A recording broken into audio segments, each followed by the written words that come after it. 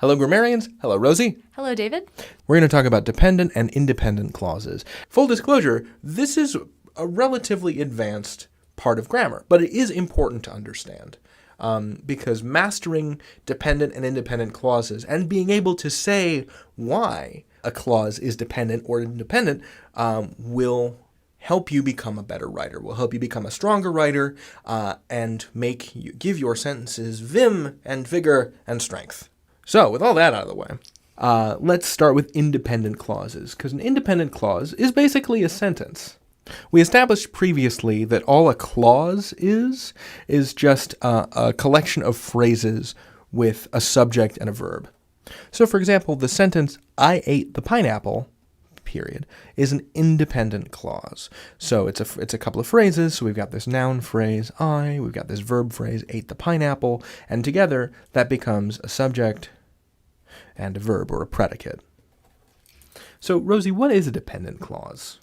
So dependent clause is different from an independent clause in that it can't stand on its own as a sentence. So it includes a subject and a verb, but it can't be its own sentence. And sometimes, it might look like a sentence. It could start with something like a subordinating conjunction, like the word because. Mm-hmm. For example, because it was delicious. Okay. And let's be clear here. Obviously this is an utterance that people say. If you ask me, why did you eat the pizza? I would respond by saying, because it was delicious. Why do we climb the mountain? Because it is there.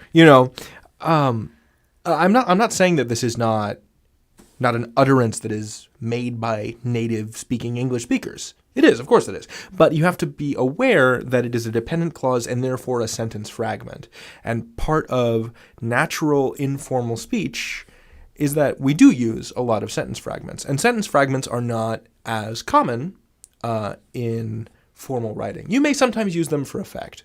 But I want you to remember that these videos are about standard American English and a kind of formal version of standard American English. And so we're trying to teach you to distinguish between independent and dependent clauses so that you can use them skillfully in the full knowledge and mastery of your choices.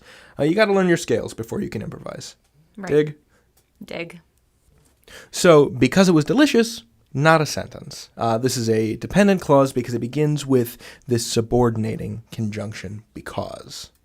You could also work in something like although or while, and any of these would make it a dependent clause. Now, if it was just on its own, it was delicious, yeah, of course, that's a sentence. The part that makes it dependent is this subordinating conjunction. You put that onto the front of it, and all of a sudden it needs an independent clause to lean up against. I know this is confusing, so let's take a look at a couple more examples of independent and dependent clauses. So the following are independent clauses. Rosie? The bear roared. Maureen pointed out the monster. That's not our pet rabbit. And let's do some dependent clauses, and then you can see that we'll be able to combine them into sentences. While the salmon flopped, that she saw last night.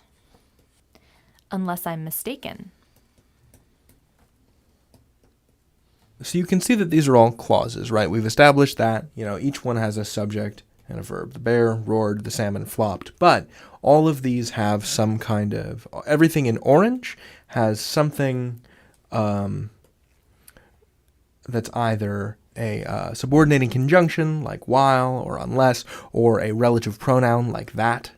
So while the salmon flopped, you can see in this context, the bear roared while the salmon flopped, you can kind of understand why this is called the dependent clause. Because by the context of this sentence, while the salmon flopped, something else was going on, right? This is kind of like background information. And it's, in fact, not necessary for comprehending the first sentence, or the first clause, the independent clause, the bear roared. And if we did combine these, you would realize that The salmon flopped is just background information. Right. Right. But we need to know what else is going on for there to be a while. So the bear roared is a perfectly sensical sentence on its own. Right. And while the salmon flopped is providing us with this extra information, the bear is roaring while this salmon flopped. But if we were just to see the sentence while the salmon flopped on its own, like say we didn't have the bear roared, it wouldn't make it would make less sense. Right. Because the presence of this word while indicates that something else is also going on. Right. That's what makes it dependent. So we need to have the bear roared. Likewise, Maureen pointed out the monster. That sentence works fine on its own. That she saw last night, sure there's a subject and there's a verb. She and saw, right? She saw something, she saw that. But this relative pronoun needs to refer back to something, and that makes it dependent on the monster.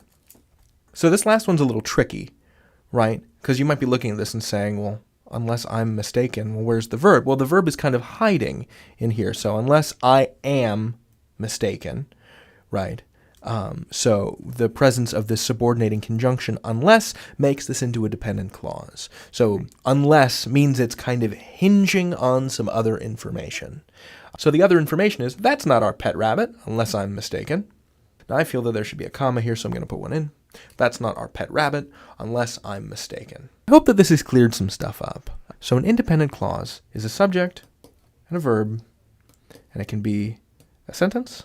A dependent clause is a subject and a verb, but also a subordinating conjunction, and it cannot be a sentence. You can learn anything. David out. Rosie out.